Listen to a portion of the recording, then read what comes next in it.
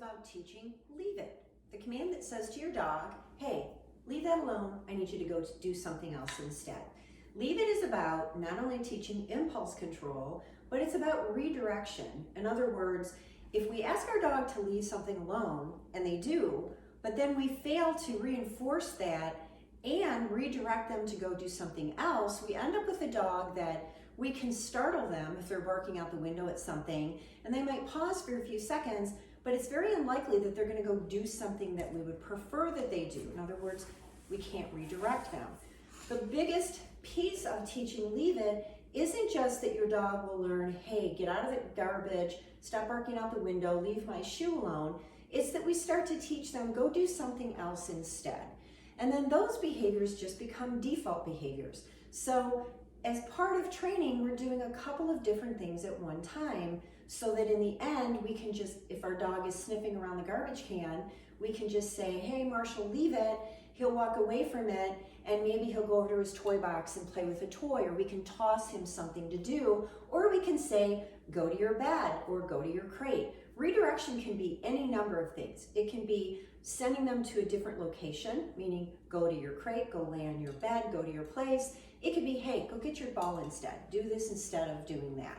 So as we start to teach our puppies, we have to break this down into steps because dogs naturally don't have great impulse control. They live by the I see it, I want it, I get it motto, and we don't particularly like that. So what I'm going to do today is how I would, teach this to my clients is breaking it down into steps. Biggest things to remember when we're teaching any behavior are don't repeat the cue. Don't say it over and over and over and over thinking it's going to make the behavior somehow happen faster. It typically has the opposite effect. Give your dog time to process and figure this out because we're still really shaping this behavior. And you have to consistently reward correct behaviors, correct responses. Otherwise, your dog isn't going to understand what they're doing. So the way I break this down is I first start with just a shaping exercise. So I'm going to have some treats in my hand, and obviously Marshall knows this exercise, so he'll probably get it right every time. But I have food in my closed hand. In a moment, I'm going to put it on his nose. I'm going to let him sniff it. He knows there's food. He wants the food. I'm just waiting for that momentary pause where he even pulls his nose away from my hand a quarter of an inch. And I'm going to immediately click and give him a treat. The message I'm sending to him is, you left my hand alone. Now you get a food reward. So we're not saying anything yet. Don't start using the leave it cue. Just handful of food. When he bopped my hand and sniffed it and then pulled his nose away, I immediately clicked offer him a treat from my other hand, which is one of the most important points. If he's leaving this alone, I'm not going to then open up my hand and let him eat the food. I'm going to let him sniff, click, reach into my treat bag, give him a treat from the other hand. Again, I'm just laying the foundation here. He leaves my hand alone, I immediately click, and then a treat is followed. You're going to do this until your pup consistently, every time you put your hand down, they sniff or lick and pull their nose right off. Some dogs will get to the point that you put your hand down and they'll just sit there and look at you. They won't even touch your hand. I still click that because that is still leaving it alone. So when they're doing that consistently, we want to move on to the second part. And to help this make sense in the end, here's how I teach leave it. This is what the end result looks like. I want my dog, when they hear me say leave it, to abandon whatever they're doing, look back towards me, and then I have the option to say, go to your crate, go to your bed, here's your tennis ball, or hand target, or whatever, sit, down, stay. But dogs can't multitask. So if my dog is digging in a garbage can and I'm saying leave it and he pulls his head out of the garbage can and he's just staring at it now, his brain is still on that. He's not really listening to me. So I want him to abandon what he's doing, turn away from it, look in my direction. I don't even care if it's really great eye contact. I just want him to look away and look somewhere in this general vicinity. I'm going to immediately click. He has to come to me and get his reward, and then I'm going to be able to redirect him to go do something else. But again, if your dog is head in the garbage and you yell, leave it, and he pulls his head back, but he's still staring in the garbage, I typically find within a few seconds, if you don't redirect them quickly, they're gonna go right back to what they were doing. So in my opinion, that's not a really good leave it. It was just a momentary pause. So in the second part of training, what I'm gonna be teaching him now is to look away from my hand and redirect towards my face. So in order to do that, I can't have my hand right here or here because I can't tell if he's looking at my hand or looking at me. So I'm gonna let him sniff. My hand goes out to the side. When he looks towards me, he hears a click and he gets a treat. Again, I don't need hard eye contact, just sniff. Good boy. Looks away from my hand, looks up at me. I'm still not saying anything yet. I'm still shaping this. The behavior I want is, you know there's food in here. Look away from it, look at me, boom, click, you get a treat. I'm gonna do this over and over and over until my pup or dog consistently ignores that hand and turns and looks up at me. So what if your dog keeps staring at your hand? Now obviously Marshall's had a lot of practice, so he's just gonna keep looking up at me. Your puppy probably won't, and he didn't in the beginning. I would put my hand out to the side and he might stare at my hand for 15 seconds. What do? Nothing. You don't say anything. You don't keep prompting him. You just stand here, and when he finally stops staring at that hand, and he will, you turn, you click, and you give him a treat. The biggest piece is be patient. Bantering and blathering on at your dog doesn't make training happen faster. So that's your step 2. When they're consistently looking away from that hand, now you're ready to give it a name. You can call this whatever you want. I call it leave it. And now I'm ready to add the cue.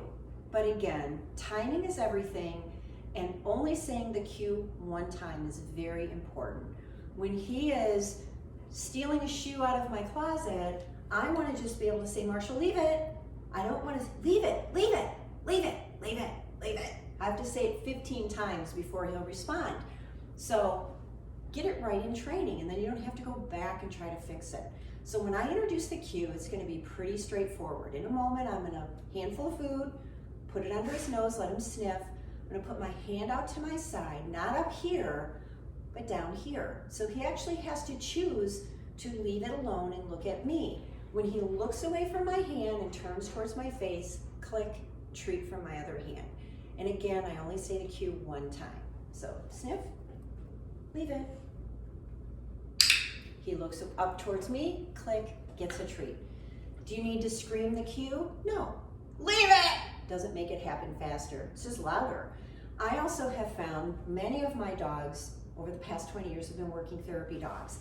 I do not want to be in a hospital setting or any type of public setting with my dogs screaming cues at them. If Marshall was going towards someone's IV port to lick it because it smells really good, the last thing I want to do is scream at him in a hospital. So I need to train him in my normal voice. I need him to respond when I say, leave it, not when I scream it at him.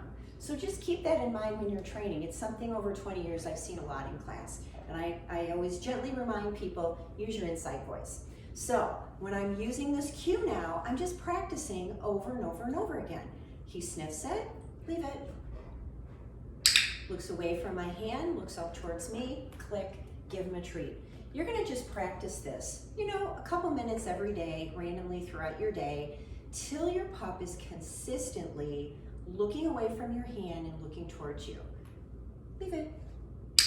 When they're doing it over and over and over again, that's when you're ready to start using new objects. And by new objects, I mean, let's start with a remote control. So when I teach Leave It, I start with food. High value, most dogs are very excited about food, so it's pretty easy to train.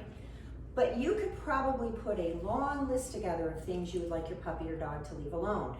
Eyeglasses, pens, pencils, remote controls, shoes, socks, slippers. It could pillows on the couch, all kinds of stuff. I mean, the hit list can go on and on. So it's good because you can start using all these things in training. So when you've graduated past using just food in your hand, now you want to use objects. And the way I always start is, I have the object in my hand. Now instead of food in my hand, I'm going to have a remote control in my hand. and hey Marshall. So now I'm gonna walk up to him, leave it. When he leaves that alone, looks towards me, gets a click and a treat. And you start with interesting, but kind of, not super high value things. I would not start with his favorite toy. Or if your dog is a huge paper towel fanatic, I wouldn't start with paper towels in my hand. But you have to start introducing different objects. Leave it. So I'll do it over and over and over.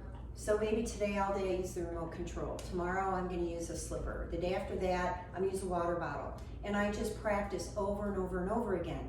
When we're doing really well for 4 or 5 days, then I'm gonna start putting these objects on the floor, because I not only want him to leave things alone in my hand, but now we need it to start transferring so that it makes sense. Oh, leave it means leave it no matter where this is. So when I get ready to put stuff on the floor during that training session, I'll do a couple, leave it, a couple from my hand. Then I'm gonna take this and I'm gonna put it on the floor. Leave it. When he looks away from it and turns and looks up at me, I'm gonna click and give him a treat. Leave it.